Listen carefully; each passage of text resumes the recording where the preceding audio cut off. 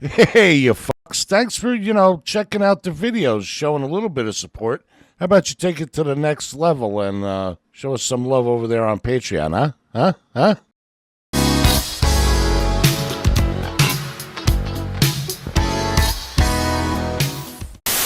Yo, yo, yo, yo, yo, yo, yo. What the fuck is up there, everybody out there on the YouTube social? It's by Papa Tikyo coming to you live from the Japan land here. It's another sexy Wednesday morning. How are y'all doing? Mount Fuji is looking good and sexual and full of snow. And it is a nice, sunny, sexual Monday where I'm recording this right now. And, God, it feels so good. It feels so good. It's like, what? It's like 8 a.m. I woke up at like 4.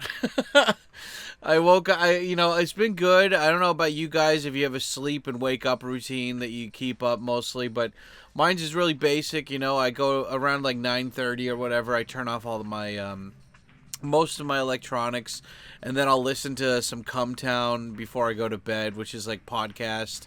And, like get all my stuff ready for the night. Like, go take a evening piss, my last piss of the night, and then I'll have some CBD gummies before I go to bed. And big shout out to Deep, my mod. She's the one who recommended that originally to help sleep, and I do feel like I get more of a solid sleep because of that, so it feels good. Congested in the morning, so good. But yeah. And then just go to bed and wake up, go to the bathroom, turn on all my electronics, prepare myself a glass of veggie juice mixed with this green powder called aojiru, which is supposed to be a big vitamin hit. God, I'm congested this morning. I just blew my nose before I recorded this. I have that, and then I mix my whole milk with black coffee and ice, and then I have my vitamins and stuff, and I sit down and watch some news. And I don't know, I don't really like the news, fuck, like we get in these like patterns of behavior. And it's like, the news, unless it's really important, like if it's really important, I'm gonna hear it from somebody. I don't need to watch it myself. I don't need to be informed. So it's like, why do I watch the news when like none of this matters? Like, it literally doesn't matter to me at all. If I was a politician or like I worked in the government where I would need to be on top of this stuff, sure. But it, for a working class stiff like myself, it really doesn't fucking matter. So why do I do it? I don't know. But anyway, it's good. I'm sitting here. I'm listening to my lo-fi Street Fighter music in the background. Having a long play of Myst play on the side screen while I'm recording this. And yeah, it's a good morning, I'm uploading the rants that I made last week right now to my ADVJapan channel, or I guess this channel, right? So that's good. I always like being productive, doing multiple things at once to really hit stuff home.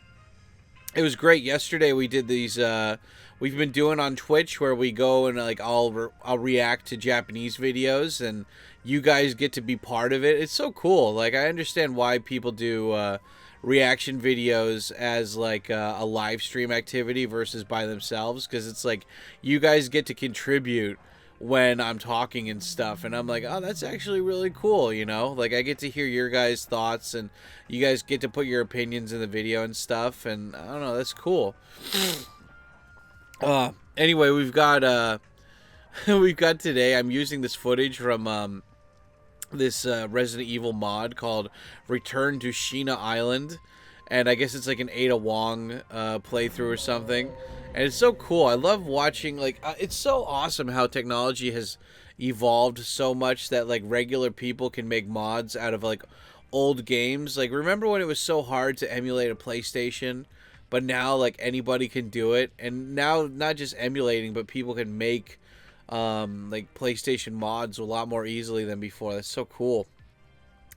But anyway, guys, yeah, I am, it's already at the 4-minute point, so let me just do some self-promo before we continue on with the video. Guys, I don't make any money from these. So if you like this stuff and you want to keep it going, and you got a couple bucks to throw around, consider going over to my Patreon at patreon.com/CKOSam, where you got tons of stuff there, from a hidden secret blog to cool access to the secret hidden part of my Discord to Japanese lessons where you guys could actually learn Japanese before you come over here. It's pretty badass, you know? So you can do that. You have that option. Also, you have the super chat option, the super thanks option. You can become a member. And yeah, all of that is a way to help your hot dad out. So I really do appreciate it when you guys do that. So muchos Garcias, pour flavor on all that stuff, guys, for sure, for sure. And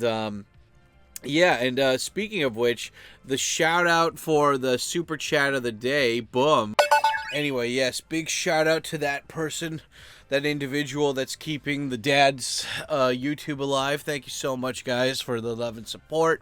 You are very sexual, and we love you so much. Yeah. Anyway, we're talking about today. We're doing another Japanese TV show suggestions for immersion in Japanese. And, of course, this is a random ramble. One of the reasons I choose these topics is because I can go off cuff a little bit, and because it's funny, like I've had like a slow, steady decline of my YouTube over the years, and but I mean, it's okay, right? Because I think that if you genuinely put in more effort into your videos, eventually they will be discovered. And people will, once they find them, they they'll binge them, they'll go through the whole library. And I'm not saying that my videos are super amazing like that at all or anything like that. I'm just saying that for the people that do want to listen to them, like I remember, it's the same with blogs even, right? Like whenever I would find a cool blogger or something, I would go to their table of contents and just find out like what videos of theirs really like piqued my interest by the title, and then I would watch them. And sometimes they would have like a series, right? Like talking about a certain something or whatever, right? And then I'd be like, okay, I'm gonna watch, oh cool, he made multiple videos about this, or he made multiple blog posts about this, and I'll just go down the rabbit hole. So yeah, I mean, like that's the cool thing about this. I think come to think about it, like I can make multiple playlists on my ADVJapan. Oh shit, I didn't even think about that. Like I can categorize these by the different fucking I can categorize these by the different things that we talk about. I didn't even think about that. Make it way easier for people to find them. Okay, hold on. I'm gonna pause the recording and do that really quick. Okay, I just paused it. I paused it twice already. I came back. No, it's cool. I got the ball rolling on that. Yeah, from this rant, well, I'm probably going to release this rant a couple months from now, so you guys will probably not see it for a while. But yeah, this is one of the reasons why I really think it's important for to talk to yourself. And I mean, like the cool thing is with ADVJapan, right? Is that I'm not just talking to myself. I'm making content, quote unquote, right? But it's nice because it's like even if you guys, I was telling my friend's younger brother about this the other day, that if you guys I think a good thing is that young people, right, like they love talking to their friends on Discord and all this shit or whatever, and it's fine, but it's like if you are at home and like my little my friend's little brother, like he's like kind of Aspergery, autistic, like an IT kind of kid, right? And he has the guy thinks like 1,000 thoughts a minute kind of thing. Like he's just like he's on like nature's Adderall or something. He's just nuts. And I told him, I was like, if you have all these thoughts, I was like, you need to stop, because he wants to do like 50 things at once, right? And he just doesn't have the time or focus. And I was like, you need to pick 3 things to do, dude, and then just like focus on those, and then worry about all the other stuff once you get the ball rolling for the other things, right? And so I made that suggestion to him, right? And anyway, the whole point is that like I told him, I was like, I have this I originally bought these 2 H1 Zoom mics for myself for my rants, because just in case one microphone wasn't working, I'd have a backup of the audio, right? But but since I only use but I went back to using only one because I like the quality of one better. Ironically, the god, like, this is another reason why I don't always buy like updated technology. Like Oriental Pearl has like the new she has like one of the new GoPros, like GoPro 12 or 13 or something, and I have a GoPro 6. And my GoPro is great, you know, it does up to 4K. It's got image stabilization in it. It's really good. And it doesn't overheat or anything. It works great, and so I've never had to upgrade it. But meanwhile, she has one, and it constantly like overheats. It has issues, or that might have been her old, like the one before this generation. But like, it has multiple screens. It's super bulky, super big, and yeah, like same thing with like my microphone. I had like my old Zoom microphone, which it's like it's older, it's a little bit more chunkier, but the batteries last a whole lot longer because they're double A's, and then there's the Zoom mic that came after that, and it's just shitty. It's not as good. So just because they upgrade doesn't mean it's better, right? Aesthetically or practically. But anyway, I use the newer microphone as just like this microphone that I talk to throughout the day. When I'm at home and working on projects, it's like kind of having like a boss near me where I'm having to explain what I'm doing and stuff. And it's really good because sometimes when I'm talking to myself, I'll think of like something and I'm like, oh yeah, hey, that's good, I should like do that next time or something. And yeah, even today when I was talking to you guys right now, it's like, yeah, like I should make like I want, the great thing about doing YouTube is that like you gotta like, you know, what is it with YouTube, it's like you can have two choices with it, right? Like, well, three technically, right? You either just do stuff, you use it as a way just to upload random shit that you don't care about, that's very low effort, like very like rarely, right? And then there's people who want to upload videos to go viral because they want the attention, they want the money or whatever, right? They want to like get that kind of stuff out there. And then there's dudes like me who it's just like, I like this as a hobby. It's fun. I get to express myself creatively.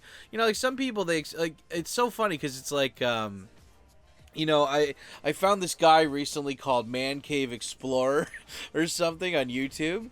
And he's a guy who just goes to all these different dudes' man caves around the USA. And then he does walking tours of them. And like I saw one of the comments, and this comment was like, how do you get all of these guys to agree to like, you know, let you check out their man cave? And the dude, like the YouTube owner, just replied, it's like, all these guys, they build this stuff because they want to show it off. They want to show their uniqueness. They want to show it to the world. Like, what's the point of doing something cool if you can't share it with other people and maybe inspire them to do the same? And it's like, that's the way I think about, like, with my YouTube channel. It's like, I don't really care about if I get a shit ton of views or whatever. Like, I have an opinion. I have like creativity that I want to express and I want to share. And as long as I can do that, I'm like satisfied, you know? Like the money from you guys, like through the super chats or whatever, that's cool, but that's like a bonus for this. That's not the main goal, right? I remember JonTron said way back in the day that like if you're doing YouTube for money, you're not going to succeed. You got to do YouTube because you want to make something, you know, like you like I remember like Sam Hyde was saying this in one of his clips. I think I have that clip. I need to find it though. But he brought up a great point, which was like, you know, you have to look at creating stuff online as like a blue collar job, you know? And it's like it's a blue collar solo job, right? Because like like a plumber or whatever, they don't work for a plumbing company. They work for themselves or something, right? A carpenter or whatever, right? And then they hire dudes to work on their shit, right? And yeah, and so it's like you do that, right? And it's but you have to be on top of your shit because anybody could take your job, so you have to be better. But also you have to, like, it's just like the more of you, like the more you see this as like an art or something that you're interested in, you're going to naturally progress and get better at it over time. And like it's like the Japanese thing called kaizen, right? It's small improvements over the course of a long period, right? And that's the thing I love about this like rant series is that like even though I haven't done a walk or a motorcycle video recently, I mean, it's going to get warmer here soon, so I will eventually be doing those and blending them in with the rants. But one of the things that's really great about doing these home rants is that I get to do stuff like I knew that there were game mods out there for like PlayStation games, but I hadn't looked into them really in depth until I started looking for B-roll for these videos and stuff, right? Like for the rants and like same thing with music and everything like this too. Oh, she's on the island for Gun Survivor. That's what it is. Okay, that's cool. That's cool. Yeah, but anyway, it's just like it's fun because like this one, it's like that quote from the Casey Neistat Guide to Life thing with that Luis guy. It's like a boat is a lot easier to steer once it's out of the port versus when you're still trying to get it out of the port. Meaning that it's a lot easier to pivot and keep going at a faster pace if you're already in the middle of your project versus starting it from scratch, right? And it's like I was trying to tell my friend's younger brother that it's like, dude, you need to, because he's trying to learn Japanese too. And like that's the reason why my friend told his younger brother to talk to me, is because like his younger brother wants to move to Japan and learn Japanese.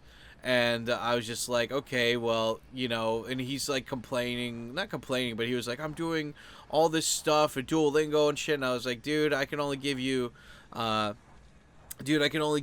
advice based on my own experience, and my own experiences do age at. And like, here, you do this one thing. If you can do that, then come back to me and I'll tell you what else to do. But I'm not going to like lecture you all at once for everything and then hope that you took all this advice. No, like if you want my advice, show me that you actually listen to what I'm saying. And and then you'll be rewarded. But you got to do it bit by bit, man.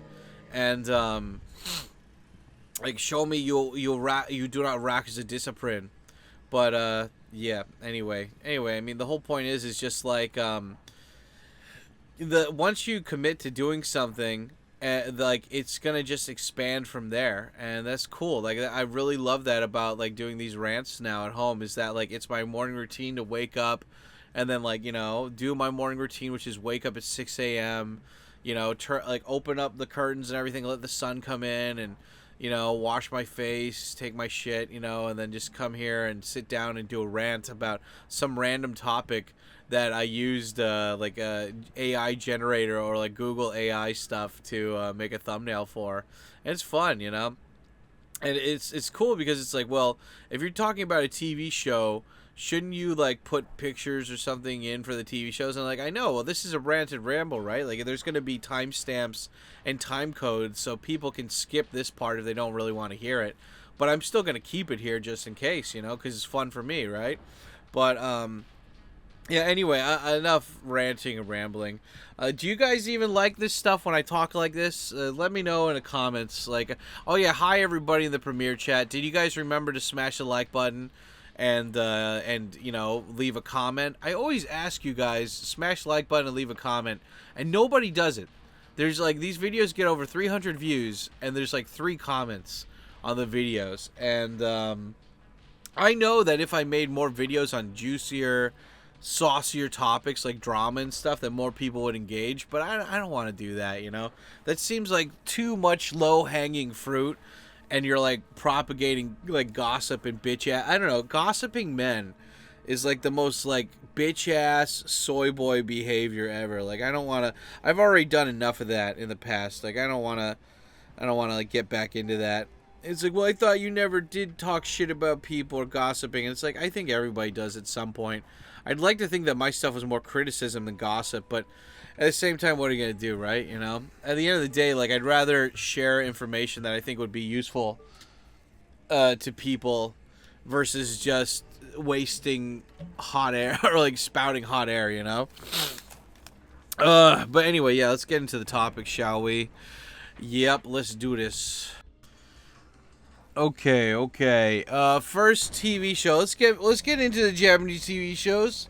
I started recording this 45 minutes ago, and I'm only 18 minutes into this because I paused a couple times already. So, I got my notebook in front of me, and let's talk about the first TV show I really want to talk about which is Tokyo Swindlers. Swindlers. It's a it's one of the best TV shows I think I've watched in the last couple years for Japanese stuff. Now, I don't know about you guys, but I love crime movies, TV shows. Yeah, the pause. You like that pause?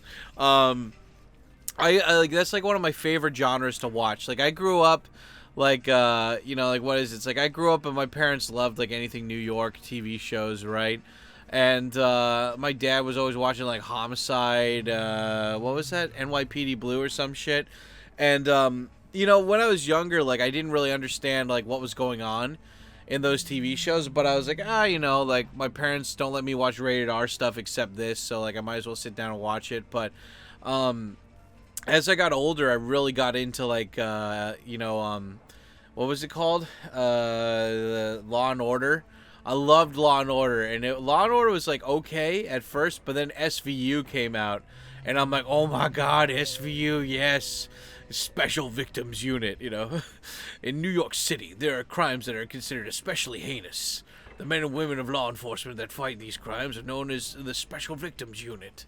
Yeah, these are their stories. Dung dung, and I've always loved like crime dramas, like TV shows. Like one of my favorite TV shows of all time in America. Like if you guys only have one shot to watch a good TV show, I mean, people will say that it fell off in the last couple seasons, but The Shield is one of the most unique shows you're ever gonna watch. The Shield, The Wire, Dexter, but I mean like there's so many good TV shows, right? But The Shield was special because it felt like you were a character, like the cameraman was you, and you were an extra like tag along like invisible character to all of the stuff that was happening in the show, and it was very cool. And if you guys liked people like Walter Goggins or something from like the Quentin Tarantino movies or whatever, then he got famous first being in that show. He was Shane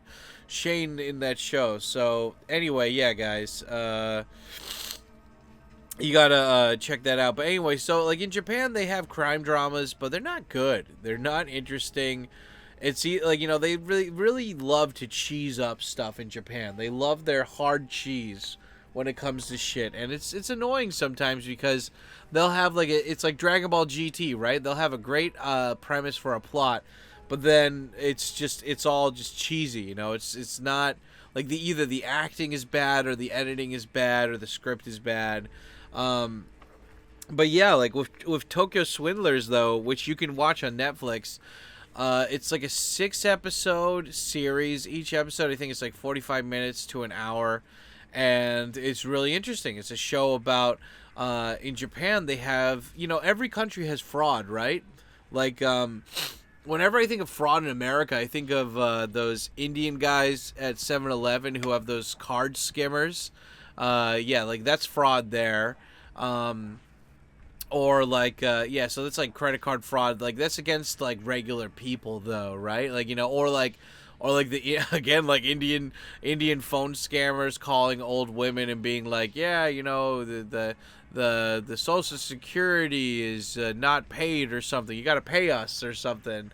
And but when it comes to like Japan scams, there's scams that are on like the local level, right? Like there's like some people who they'll call up old people and say that their son or daughter is in jail and they need to wire them money in order to bail them out. And they're like, it's so funny. When I lived in Nakano, like at the guest house, there was cops. Like there was so much crime in that area that was due to like ATM fraud or something, or not ATM fraud, like the bank fraud, right? Like they were like there was one ATM that I used to go to, and there was always a undercover cop outside, but it was very obvious they were a cop. And I was like, why are you standing here? And they're like, oh, well, we got reports that like people were using this ATM. And I'm like, but you're clearly a cop. So do you actually want to catch them, or are you just doing that so you can say the numbers are lower here? Like, I'm like, you're literally getting paid to stand here 8 hours a day. The criminals aren't going to come back. They're smart enough to see that like there's a cop outside. So are you just doing this to lower the numbers? Like, this is why you became a cop, just to like be a fucking like ATM bouncer. Like, come on, bro. But yeah, it's like, but those are like, you know, the scams that always affect small people.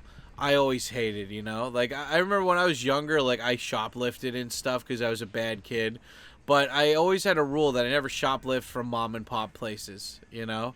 I would always shoplift from like big places that were like, yeah, they deserve it, you know, because they've got all like they got so much stuff, and I know that's bad, right? And I know that's like especially a bad thing right now in America where they don't.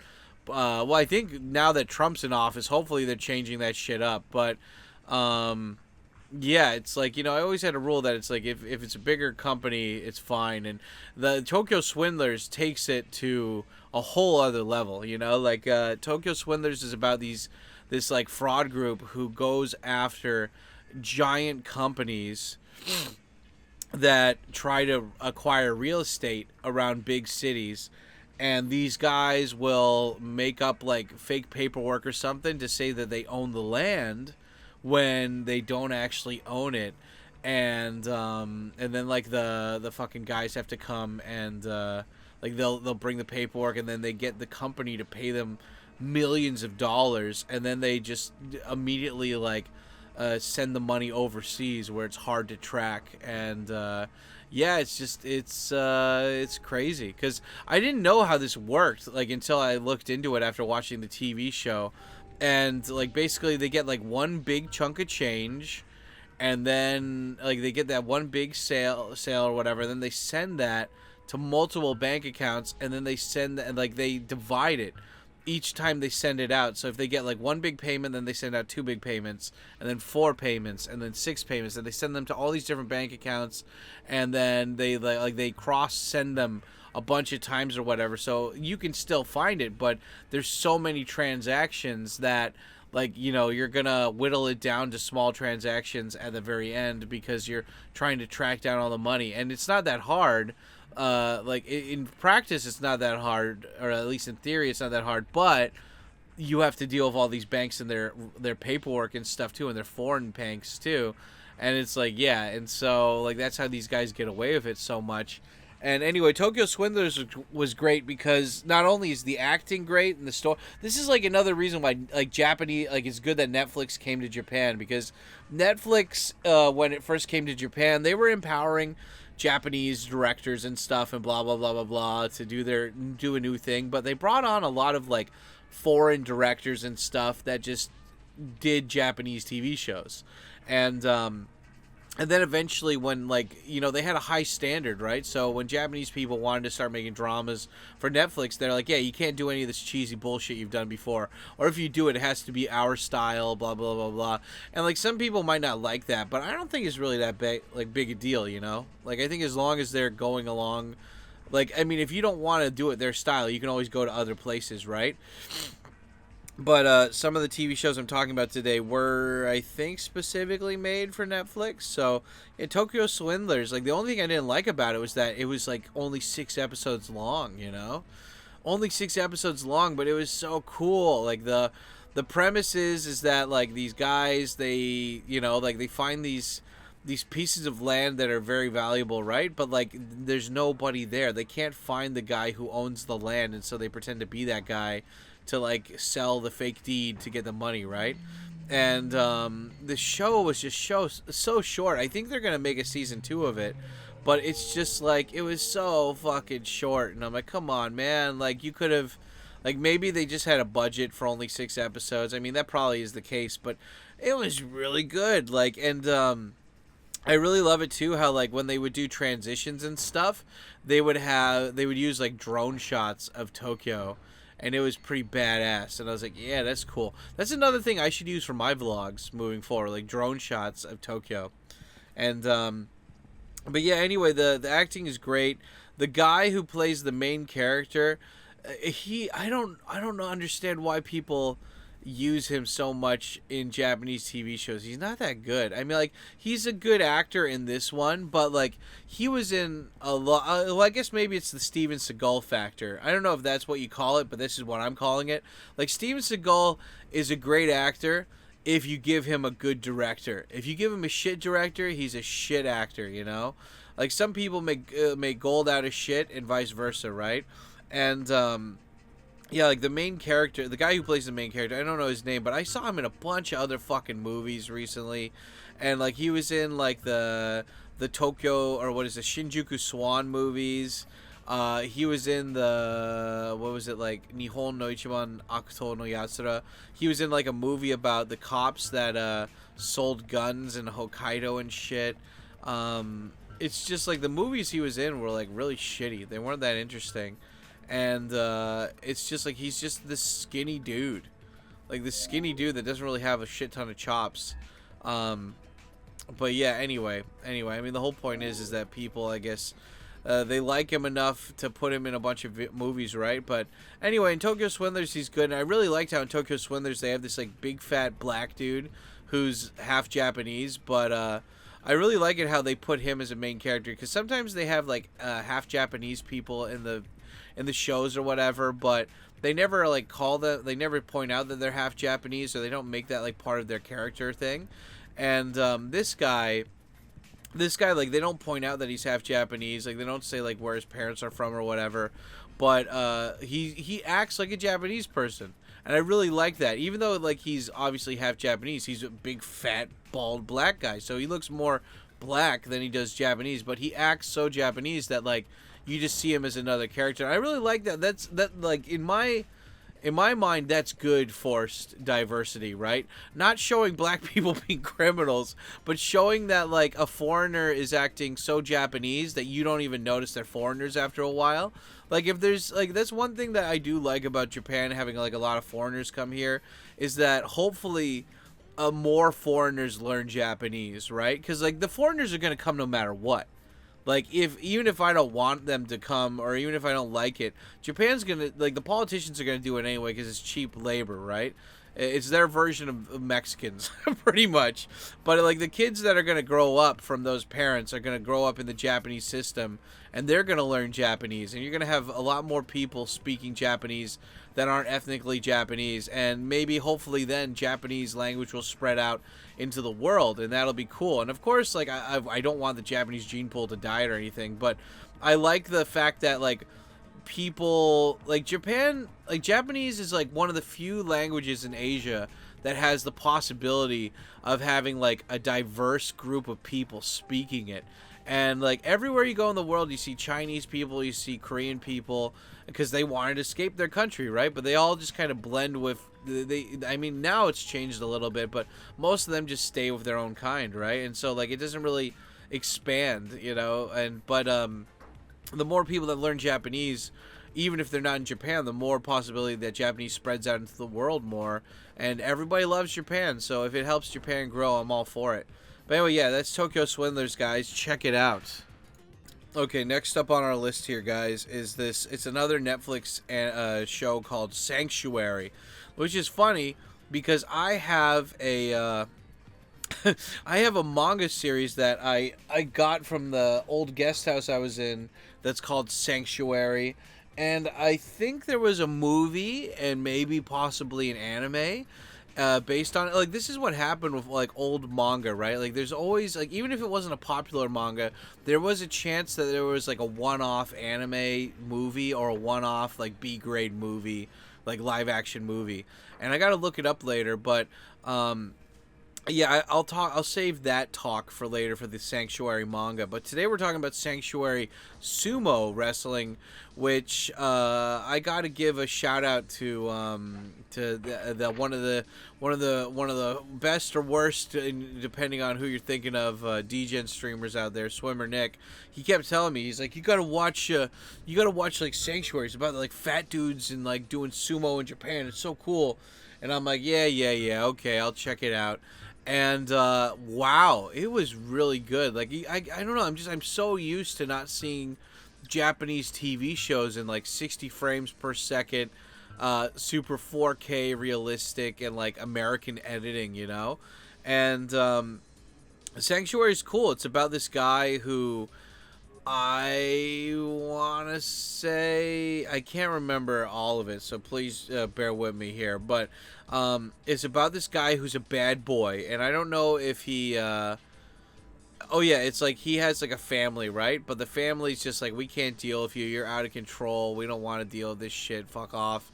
And I guess he has two choices. He can either go to like juvie, or he can go to like what is it? He can go to juvie, or he can go to like go do sumo, because he was like a big fighting boy. And usually, if it's cool how Japan still has this kind of system, like Benjamin Franklin, when he was like 12, he went to go work at like a printing press business, and it's like they didn't have high school back then, so it's like you go to a business, and then you learn how to do that business from early on, and that's really cool. It's like you used to give, I remember. It's like I went to my friend's bar mitzvah when he was like 12 or 13 or something, and he's like, I'm a man now, and of course, like, me being a dick, I'm like, you can't vote. And like you can't have sex. I forgot why I said you can't have sex. For some reason I thought you had to be 18 to have sex, but I was like, you can't vote, you can't buy cigarettes, you can't buy booze, and you can't have sex. You're not a man. And like, that's like, by the eyes of the law, you are not a man. You religiously you are, but that doesn't apply to anything in real life. I was such a buzzkill. God, what a little bitch I was. But it's funny how like Benjamin Franklin's like generation was like, yeah, when you're 12, you might not be a man, but you can go hang out at work. You're gonna actually learn some skills. And it's like, okay, cool. But yeah, it's just like in Sanctuary, this guy, he's in high school, I think, or he's like graduating high school or whatever, and so he goes to like live at a sumo stable where they basically, I don't think you pay them, like they pay you to basically become a sumo wrestler at that stable, and then if you get famous or if you win stuff, they take money from your paycheck and then they pay you a little bit of like they break it off a little bit for you. And this is like a typical story, right? It's like there's this guy who is a dick, and he's a fucking, like, he's like this prick badass. He's like, yeah, I'll do what I want. Fuck you. And like he joins the sumo stable, and he's just an asshole to everybody. He's like, I don't want to be here. I had to either I was forced to be here, like, or go to jail. And so like, yeah, and everyone's like, well, fuck you. We actually chose to be here, you bitch ass. And anyway, it's just like one of the first places I lived in Tokyo was Asakusa in East Tokyo, and that whole area it's all old school. Like, I don't know how to describe it like specifically, but it's just East Tokyo is very different from any other parts of Tokyo. It's kind of like it's all flat for the most part, and there's all these buildings, and it's all grid style. It's all grid style roads, and it's old school. Like, all the buildings there are older. It's more like down home cooking kind of place for people to sleep in, versus like a busy place like Tokyo. Tokyo Station and all these other places are really busy too. But anyway, the point is that, like, if you want old school Japan in Tokyo, you go to Northeast Tokyo. If you want to get ghetto ass, you just go to North Tokyo.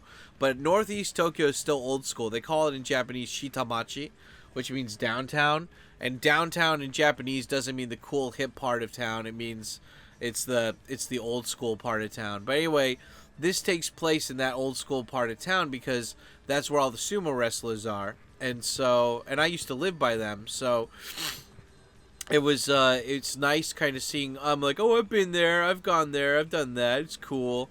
And yeah, so I don't know, it's just the characters in that, like, there's this one guy who works with the main character, and he makes like a troll account just to talk shit about him, because he's like an angry dude who doesn't deal with his shit, so he's just taking out his anger on this dude who's getting more attention than him.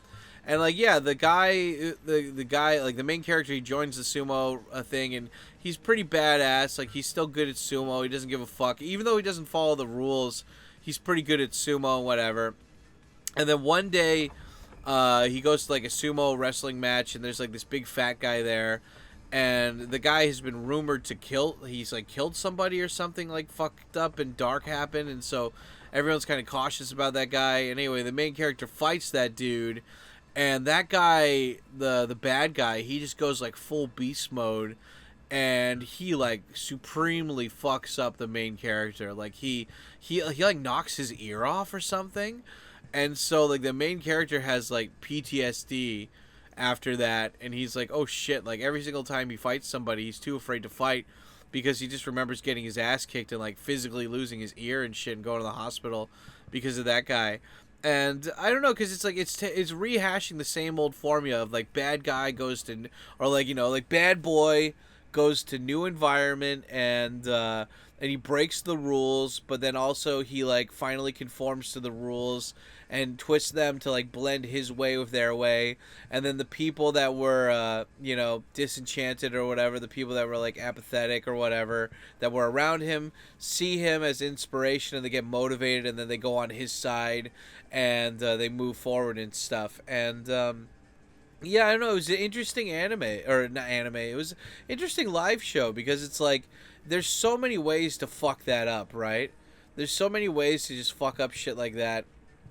And I like it that it seemed like it was more of a, like, this, I call it Seth Rogening stuff, when people, like, they take something that used to have, like, a really corny, like, unrealistic, like, dialogue script or whatever, or, like, situations or something, and then they would, you know, and then it's like, oh, but, like, you know, they did that crazy thing because of the plot, and I'm like, nah, like, that's not realistic.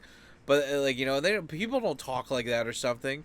And so, like, after Seth Rogen movies started becoming popular, it's like, oh, yeah, they're making scripts of people that talk normally, and the scenarios are more normal and stuff. And it's kind of like for Sanctuary, I see that. It's like a rehash version of, like, an older type of story, but it's, you know, it's more modernized. But in a good way, too. Like, not just, like, the dialogue, but the editing, the story pacing, everything's better, you know. The only thing that was lacking was titties, you know. Like, as a red-blooded American man, I want some more violence, and I want more titties, always. I mean, that's why I love Gantz, you know. Gantz is the best manga ever, just because violence and titties, you know. You gotta respect the process. The process of what? The process of titties. But yeah, I like it how Sanctuary, it has fast-paced parts and it has slow-paced parts, and they know exactly where to put it in there. The characters are interesting. Like, everything's just high quality. The color saturation, the video quality, the audio quality. It's just, everything's so crisp. And then you have these characters who are just, like, realistic. Like, when you show the main character where he lives, it's just basically like a futon in like a room with other dudes and stuff. Like, I've lived like that in Japan, and I think a lot of people probably, when they're like moving out of their parents' house, it's kind of something similar. And the thing is that, like, as Japan gets more modernized, they're getting rid of stuff like that. Like, they're getting, like, a lot of Japanese people don't want to do the futon on the floor anymore. A lot of them don't want to do the like, you know, like, they don't want tatami in their apartments. Like, I love tatami, man, and I love, like, I have a mattress that could have come with a bed frame, and I chose to get a mattress that's on the floor because I don't know, I like being low to the ground and stuff. And you know, it's funny because it's like I could have probably gotten a bed frame, but it wasn't. Yeah, you know, I like having, I don't know, it's so funny because I've slept on the floor the whole time I've been in Japan now. That's like 20 years almost of sleeping on the floor. And I don't know, there's something comforting about that. I can't explain it, but I don't know. How many of you guys actually sleep on the floor? I'm guessing all of you I'm guessing every single one of you guys, even the guys that live in Japan like Triple Bacon, I'm guessing all of you guys sleep in a normal bed. But I don't know, for me it's just I like being so close to the floor and stuff. But yeah, anyway, but I sleep weird too. I sleep with like a blanket at the very end of my at the very end of the bed just to cover my feet, and then I have another blanket to cover my body. Just because I don't know why. Like, I'm not a tall dude, you know, and even though I'm fat, that wouldn't, like, the fucking covers never go all the way down to my feet. It's so weird. And so it's like I'm not a tall dude, so I don't know, it's just weird. But anyway, yeah. It's fun seeing like little moments like that in this modern, super like updated story, and then you're like, oh yeah, like it's still like I can relate to it. And I think people that eventually move to Japan that really like Japan, they're gonna seek out like situations like that where they do sleep on the ground, where they are with Japanese people, and they'll want to like assimilate and be like that. And anyway, I think that's a great like TV show to start off with, and I highly recommend checking it out, guys. It's called The Sanctuary on Netflix. Take a weekend or whatever and like watch it. You won't regret it.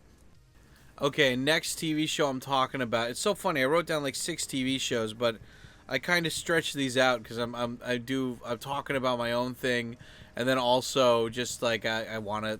There's certain things about the TV shows I still want to talk about, right? So, Ushijima-kun is it's a Japanese drama well, it was a manga, then it was a drama, then it was also they made some made for TV movies of that too. And I kind of like that flow and process of Japanese stuff, right? How it's like I like that. I appreciate that, you know? How it's like, okay, we'll have the manga, we'll have the TV show, and then we'll do a movie.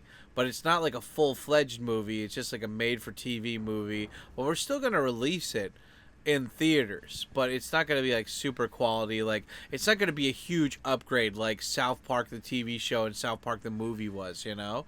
But it's still fun. It's still good. But yeah, Ushijima-kun is about Yamikin, which is loan sharks. And this is one of those TV shows that, unlike a Sanctuary, there's a lot of like non-realistic things in there, and it's cheesy and it's over the top, and they take this like situation of like really dark stuff, but they make it lighthearted with like the color editing and like kind of cutesying everything up. Like there's not a lot of dark, like, you know, like I'm trying to think like Martin Scorsese type shit, right? Where it's like they would purposely have like the room or something look dark or whatever, right? Because they want to emphasize that it's a dark scenario or something. And it seems like either the people on Ushijima-kun, they didn't know about that, or they knew about that and they purposely made it look less dark, you know? And I mean, whatever, right? Like whatever. It's still an interesting premise though. So like Ushijima-kun's about this guy who lends money to people that can't pay it back, right? And he's this guy who's just dark. He doesn't show emotions, and he's loyal to you as long as you're loyal to him, kind of thing.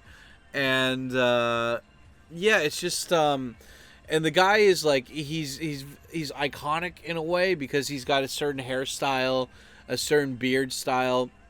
He wears glasses, and he always wears this like kind of jumpsuit, like Italian guy getting shot by Chrissy and Polly in the woods kind of jumpsuit, right? You know, I got poison ivy all over me, you fucking prick. Oh yeah, you shot my friend Brandon in the face. Yeah, no, it wasn't me, it was Junior, I swear. None of you guys get these references, do you? I love Sopranos so much. That's so much of a better TV show than this fucking TV show.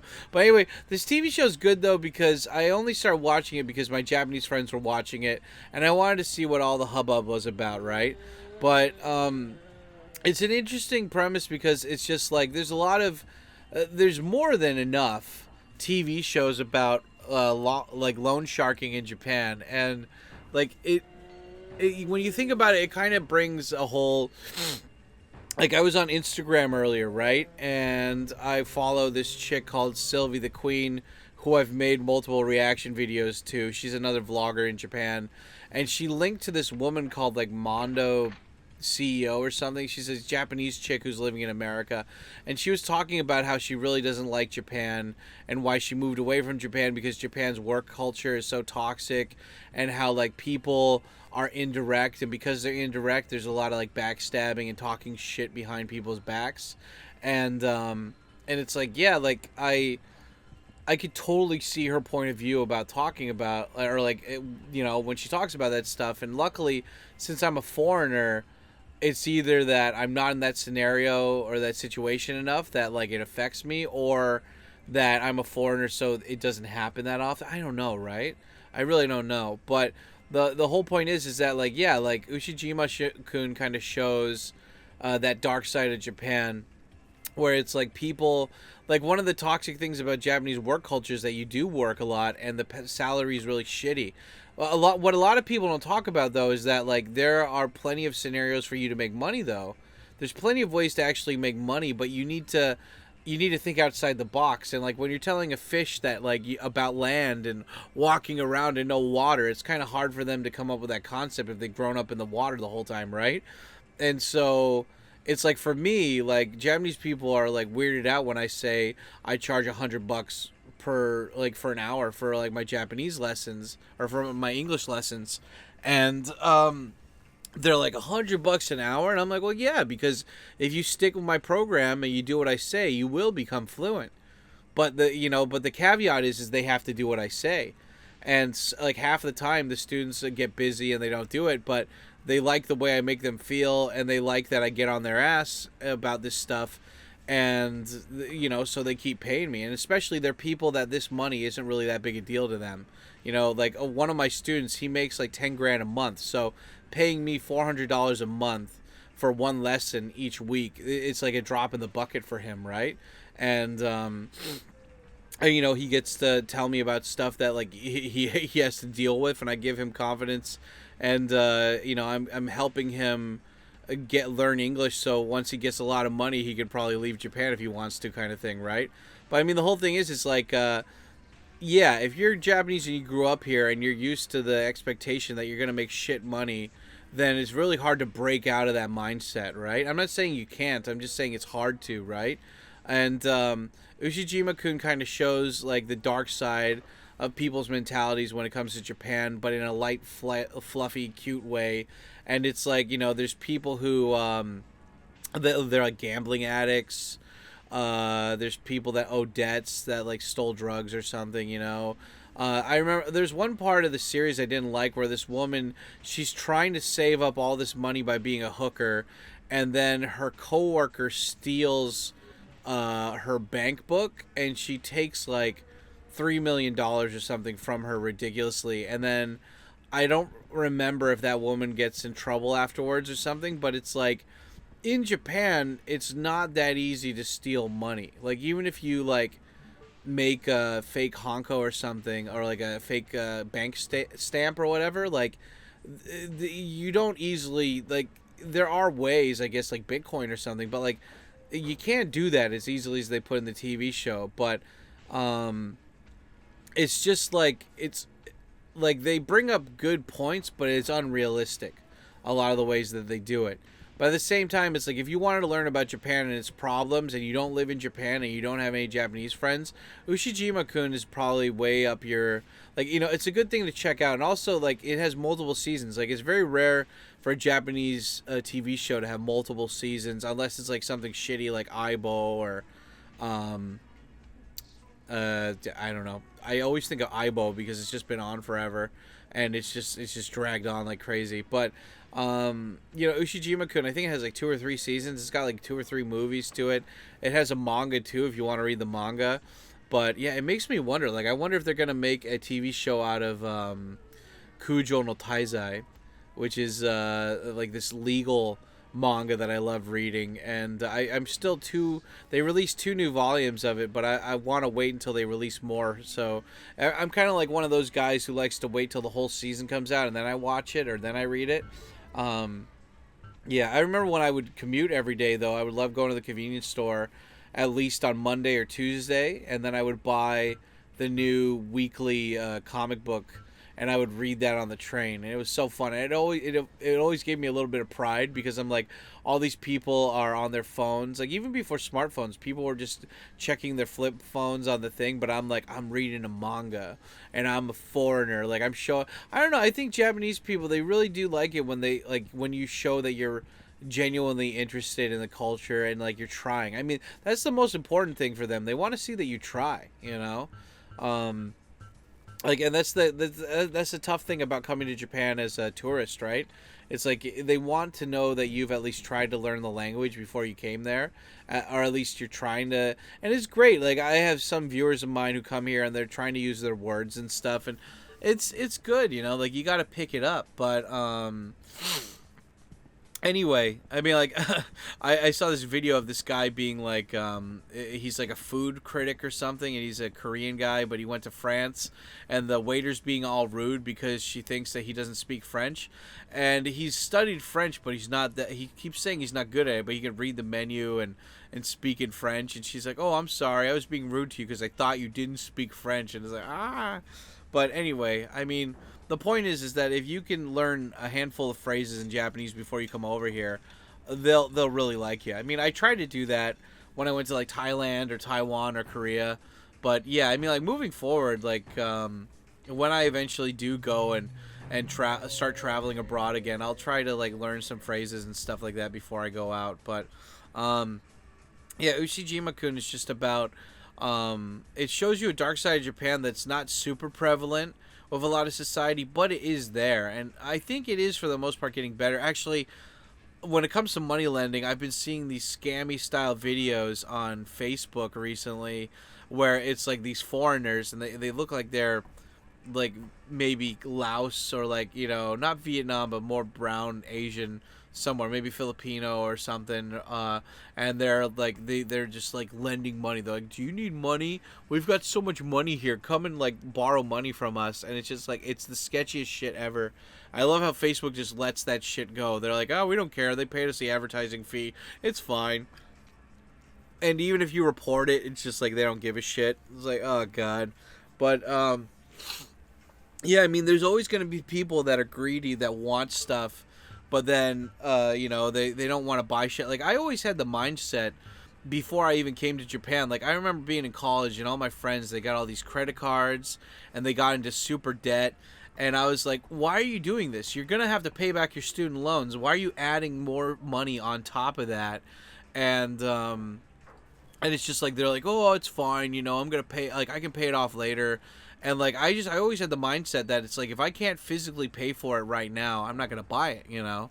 And that's why, like, I've always bought used stuff. Like, right now I'm talking to you guys on a microphone that I bought used on Amazon, and I'm looking at a TV that I bought used on Yahoo and stuff, right? So it's like, I'm like, everything here for the most part, like, I always try to save money on this stuff because it's all temporary, right? Like, you're gonna die and this stuff's gonna go away anyway, right? Like, it's either gonna be thrown in a dumpster or your kids are gonna throw it in a dumpster. Like, nothing lasts forever, so it's like, why spend so much money on it? Well, the resale value is gonna be high. I don't know about that, but anyway, it's just Ushijima-kun deals with not just lending money, but lending money. The people that usually need the money are like underworld types that couldn't borrow it anyway. In Japan, they have a lot of like, in America, they call it like payday loans, right, or something. Like, you go to a supermarket, and they'd have like a little bank counter where they're like, "Oh yeah, we can cash checks for you. We can give out payday. We can give you a loan before payday and stuff." And then the interest rates would be high.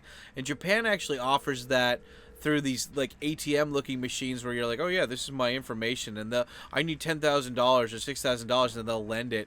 And I remember I had a girlfriend who did that. And she didn't tell me what it was for, but she's like, "I'm in debt. I had to buy some things." And I'm like, "Okay, whatever." I'm not, like, I was like, "It's your business. If you want to tell me, you can, but I'm not gonna poke and prod about it." But yeah, I was like, "Where did you loan the money from?" She's like, "Oh, from one of those ATM cash lending machines." I'm like, "What the fuck is that?" And yeah, anyway, if you guys are ever curious, you'll see them if you're walking around, especially outside of Tokyo.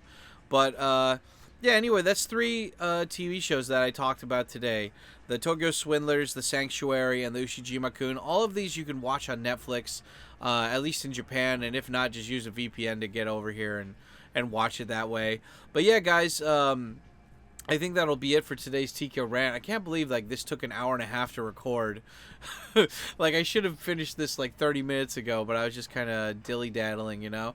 But yeah, guys, are there any other Japanese TV shows that you like? Are there any crime American or like English shows that you like, let me know in the comments down below. I'm always looking for new stuff to watch. And the cool thing is that if it's American, they might have the Japanese dub version online. So unfortunately with what is it, Law and Order SVU, they do not have a dubbed version of that. They have a subtitled version of it on Hulu, but they don't have a dubbed version. But yeah, anyway, yeah, guys, just tell me, what do you think about these TV shows? You know, let me know in the comments down below. And yeah, do you guys remember to smash the like button and hit that subscribe button and subscribe bell to get notified? Of course you did, because you're such a smart, good boy. And don't forget, guys, we got the Patreon, we've got the social media, and we've got the Discord. So make sure to go on there and check that shit out, guys. It's super badass. It's really awesome. And yeah, like always, we're going to do a live stream at the end of this too. So I'll probably be putting the URL for that at the very end of this, or in the premiere chat and in the comment section. So anyway, yeah, guys, and the secret comment of the day, if you made it this far, is just type in Ada Wong fucks. Ada Wong fucks, because that's this whole modded thing was Ada Wong going on to this island and fucking. So yeah. Anyway, you guys stay black, old Scar Samadeshita, and I'll see you on the next one. Yeah, buddy.